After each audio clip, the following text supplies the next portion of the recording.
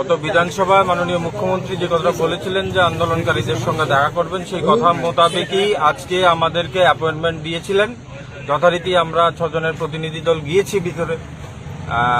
যে বিষয়টা নিয়ে এতদিন ধরে আমরা আন্দোলন করছিলাম, যে আরটিআই এর বিষয়, সেই বিষয়টাকে যেভাবে দেখা হচ্ছিল এতদিন ধরে, মাননীয় মুখ্যমন্ত্রীর কাছে যখন আমরা বেশ কিছু কাগজপত্র দিয়েছি এবং উনি আরো বেশ কিছু কাগজপত্র চেয়েছেন, এর থেকে একটা জিনিস বোঝা যাচ্ছে যে আমাদের যে দাবিটা, সেটা যে অন্যায্য দাবি এটা বলা যাবে না, এটা ন্যায্য দাবি, এইটুকুন বোঝা গেছে আজকের আলোচনার মাধ্যমে।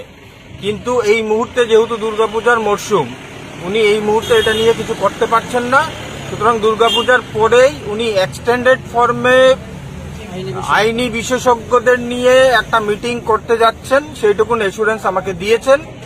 তো সেই মোতাবেক আমাদের কাছে বেশ কিছু কাগজপত্র চেয়েছেন, আমরা এই কাগজপত্রগুলো ওনার কাছে সাবমিট করব এবং তার পরবর্তীতে যা যা করার সেটা আইনিভাবে উনি দেখবেন।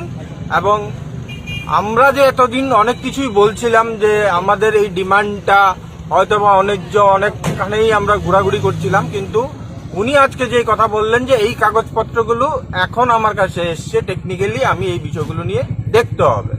এবং আমাদের এই আজকের এই দেখা করার সময় আমাদের রাজ্যের অ্যাডভোকেট জেনারেল এবং ল সেক্রেটারি দুজনেই উপস্থিত ছিলেন এবং বৃত্তান্ত আমরা ওনাদের সামনেও তুলে ধরি এবং ওনাদের সামনেই রাজ্যের মাননীয় মুখ্যমন্ত্রী বলেছেন যে এই বিষয়টা নিয়ে আবার দেখতে হবে এবং এক্সটেন্ডেড ফর্মে, যদিও উনি আগে কথা বলেছেন, কিন্তু এই মুহূর্তে যে এই কাগজগুলো আমরা দিচ্ছি, এইগুলো নিয়ে আবার ভালোভাবে কথা বলে উনি দেখবেন। শুধু তাই নয়,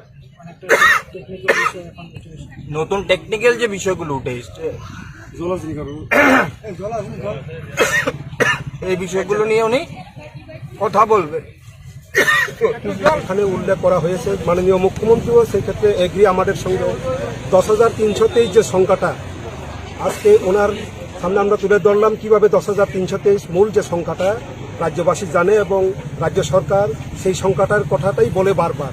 আমরা বলছি 10,323 যে সংখ্যা, সেটা হলো এইরকম যে 2010-এর টিজিটি 1103 জন, 2010-এর জিটি 4,616 জন, 2013-14-এর ইউজিটি 4,600 এবং 2012 সনের সায়েন্স এটি টিচার 4 জন। এই সংখ্যাটা টোটাল যুক্ত করলেই 10,323 হয়। আর বাকি এই 2012 সনের 4 জনকে বাদ দিলে 10,319 হয়।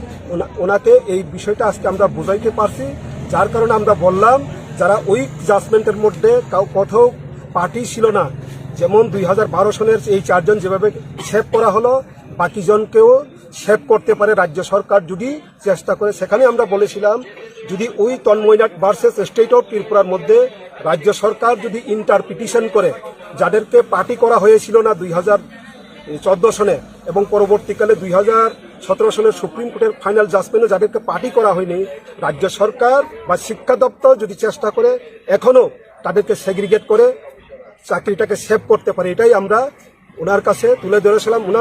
উনি এক্ষেত্রে উনি বলেছেন টেকনিক্যাল বিষয়গুলি উনি কয়েকদিনের মধ্যেই আইনজ্ঞ যারা আছে তাদের সঙ্গে কথা বলে ঠিক করবে। এটুকুই আজকে ওনার সঙ্গে আমাদের আলোচনা হয়েছে। আপনারা কোন সংগঠন থেকে এসেছেন? আমরা কোনো সংগঠন নয়, অন্যায়ভাবে ছাঁটাইকৃত 10,323-এর পক্ষ থেকে আমরা আজকে এখানে এসেছি। কেন বলছি, আর এর আগেও আর একটা আপনাদের এই 10,323 তারা দেখা করেছে, তো তার জন্য বলছি আপনারা। আমরা আমাদের সঙ্গে যেটা আজকের হয়ে আলোচনার কথা হয়েছে, সেটা অ্যাসেম্বলিতেই রাজ্যের মাননীয় মুখ্যমন্ত্রী বলেছে যে আন্দোলনকারীদের সঙ্গে উনি কথা বলবেন, বাকি যারা আসেছে আমরা জানা নেই।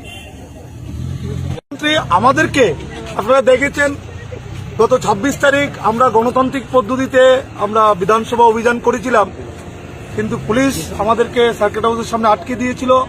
সারাদিন রাস্তা প্রায় 4টা অবধি রাস্তা বন্ধ ছিল এবং আমাদের উপরে জল কামান, টিয়ার গ্যাস, লাঠিপেটা করেছে। প্রায় 70 থেকে 80 জন শিক্ষক শিক্ষিকা আহত হয়েছেন।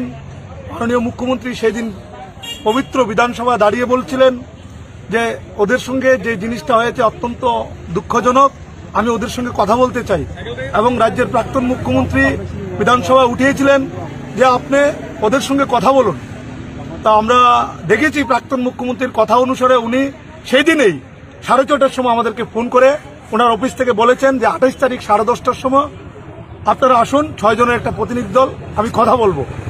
কারণ আপনাদের যে টেকনিক্যাল পয়েন্টগুলি বেরিয়েছে সেই পয়েন্টগুলি নিয়ে আমি এক্সটেন্ডেড ফোরামে আমি কথা বলতে চাই। তো যথারীতি আমাদের পূর্ব ঘোষিত অনুসারে আমরা এসেছি। কারা আগে এসছে এগুলি আমাদের জানা নেই, কিন্তু আমাদের লিগেল ভাবে আমাদেরকে অ্যাপয়েন্টমেন্ট দিয়েছে উনি, আমরা এসেছি এবং ওনার সঙ্গে যে কথাবার্তা আজকে হয়েছে আমরা আশাবাদী উনি সত্যিই আমাদের কিভাবে রক্ষা করা যায় শুনি। উনি আজকেও বলেছেন যে আমার পরিবারেও আছে, আমার এলাকার লোকও আছে, সেটা আমি বললেই হবে না, আমার মন্ত্রিসভা আছে। এবং উনি কথা বলার সময় আমাদের অ্যাডভোকেট জেনারেলও উপস্থিত ছিলেন এবং এই ল সেক্রেটারিও ছিলেন।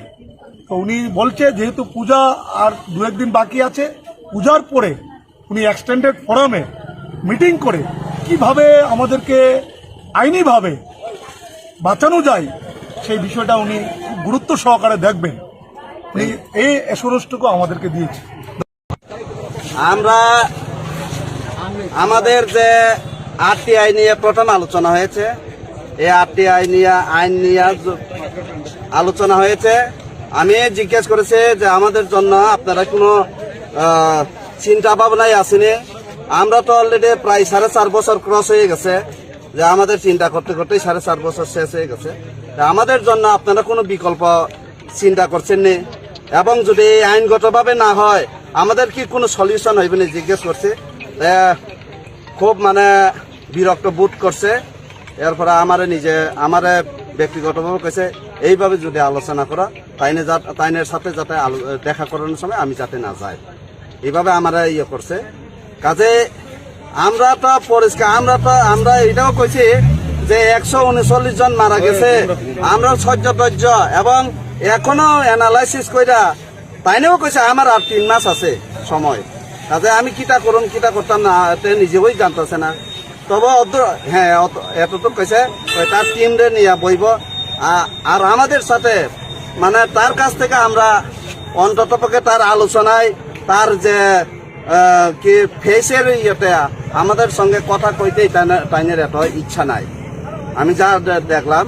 কাজে আমি বলবো যদি করে তাহলে তো ভালো। আমার যা ধারণা হইতেছে সরকার আমাদের কিছু একটা করব আমি আশা করি না। এটা আমার আমরা আমাদের যে প্ল্যাটফর্মটা আছে 10,323 চাকরিচ্যুত শিক্ষকরা, আমরা যারা সেদিন পরশুদিন আমরা 26 তারিখ আমরা যে বিধানসভা অভিযান করেছি, সেখানে আমাদের উপর জল কামান, টিয়ার গ্যাস বা লাঠি পেটা করে আমাদের অনেক উন্ডেড হয়েছে, আমরা অসুস্থ হয়ে পড়েছি। এই যে আমাদের চাকরি ফিরে পাওয়ার যে আমরা মরিয়া হয়ে উঠেছে, আমাদের শিক্ষকরা যে মরিয়া হয়ে উঠেছে, সেক্ষেত্রে আমাদের যে আন্দোলন, এই আন্দোলনের চাপে পড়ে কিন্তু বিধানসভা তোলপাড় হয়েছে। সেখানে বিধানসভায় সব দলের নেতৃত্বরা মানে বিধায়করা তোলপাড় করেছেন। অন্যদের চাপে পড়ে কিন্তু আজকে মুখ্যমন্ত্রী আমাদের সঙ্গে দেখা করতে রাজি হয়েছেন এবং দেখা করেছেন। আমাদের প্রতিনিধির মধ্যে 6 জন ছিলেন, আমি যাইনি যদিও, কিন্তু অন্যরা যারা গেছেন, অমূল্যও গেছে, বিজয়দা, কমলদা বা যারা গেছেন তাদের থেকে জানতে পারলাম যে মানে সরকারের কোনো সদিচ্ছা দেখতে পাইনি। ওনার যে অ্যাপিয়ারেন্সে মনে হলো যে উনি বাধ্য হয়ে আমাদের সঙ্গে কথা বলতে বসেছেন, কিন্তু চাকরি দেওয়ার ক্ষেত্রে কোনো রকম পজিটিভ কোনো কিছু আমরা ওনারা বুঝতে পারেননি, যতটুকু আমি ওনাদের সঙ্গে কথা বলে বুঝতে পারলাম। সেক্ষেত্রে সময়ও কিছু দেননি যে আমাদের এই সময়ের মধ্যে আমাদের চাকরির ব্যবস্থা করবেন। আইনগতভাবে যদি না পারেন আমাদের চাকরির ব্যবস্থা করুন, ওনাদের কাছে বিভিন্ন রকমের পথ আছে। সরকার চাইলে কি না পারে, সরকার ক্যাবিনেটে বসবে, 15 মিনিটের বিষয় তারা আলোচনা করবেন এবং আমাদেরকে চাকরি ফিরিয়ে দেবেন। শিক্ষকতা দিতে পারলে দেবেন, নয়তো যে চাকরিগুলো আমাদের সম্মান থাকে, আমাদের স্ট্যাটাস অনুযায়ী জিটি এবং ইউজিটি যে চাকরির স্যালারি স্ট্রাকচার আছে সে অনুযায়ী আমাদেরকে চাকরি দেবেন। এটা তো সরকারের বিষয়। এখন সরকার যদি সদিচ্ছা না থাকে তাহলে তো দেবেন না। আজকে খুব বিরক্ত বোধ করেছেন বুঝলাম। এবং একজন সিএম কিভাবে বলেন যে আমাদের একজন চাকরিচ্যুত শিক্ষক মরিয়া হয়ে আন্দোলনে করে তারপর ওনার সঙ্গে দেখা করতে গেছেন, যখন উনি বলেছেন আপনাদের সদিচ্ছা থাকলে তো আপনারা পারেন, আপনাদের কাছে নানা রকম রাস্তা আছে, উনি বলেছেন এরকম কথা বলে তুমি আর আগামী দিন থেকে আমার কাছে দেখা করতে এলে তুমি আসবে না। এটা তো সিএম একজন বলতে পারেন? উনি ওনার সন্তানের সম, এটা তো বলতে পারেন। আর একজন শিক্ষক, সম্মান দিয়ে কথা বলতে হয় শিক্ষকদের। উনিও তো কোনো শিক্ষকের কাছে পড়াশোনা করে আজকে সিএম হয়েছেন, ডাক্তার হয়েছেন, ওনার কাছে সহবরটা আশা করেছিলাম। সেই জন্য আমরা বলবো যে আগামী দিনে ঝড়ো আন্দোলন করতে হবে। হয়তো আমরা মরিয়া, এই সরকার যদি আমাদের চাকরি না ফেরত দেয় তাহলে তো আমরা এই সরকারকে নিশ্চয়ই পতন ঘটাতে হবে। আমাদের চাকরি চাই। আজকে যে সরকার আমাদের চাকরি দেবে সে সরকারকে আমরা অভিনন্দন জানাবো। এখন যদি উনারা দেন, উনি স্পষ্ট বলেছেন আমার কাছে আর 3 মাস আছে, 3 মাসের মধ্যে আমি কতটুকু করতে পারবো সেটা জানি না। সেক্ষেত্রে আমরা অনেকটা বুঝতে পারি যে ওনাদের কোনো সদিচ্ছা নাই, চাকরি দেওয়ার কোনো রাস্তা নেই, ওনাদের কাছে রাস্তা আছে।